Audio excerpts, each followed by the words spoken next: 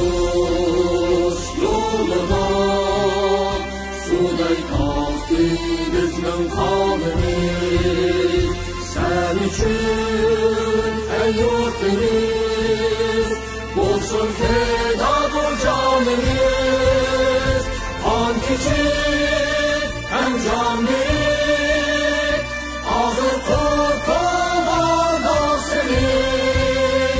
Kurtuluşa kalbimizde bağlıydı imanımız. Atalardan cenleri ölçmeydi o tarih bitirdim. Nesli kanı cengeler yıkalım evladı biz. Çıktı can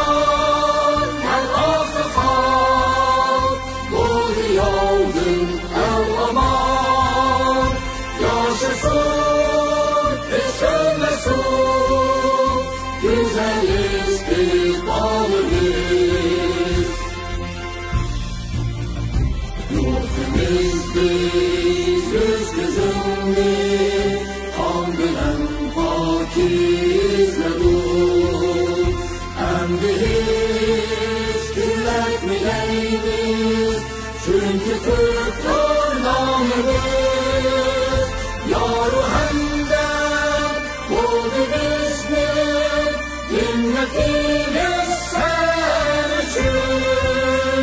Dünyanın sultanını himmet bilen ecdadımız.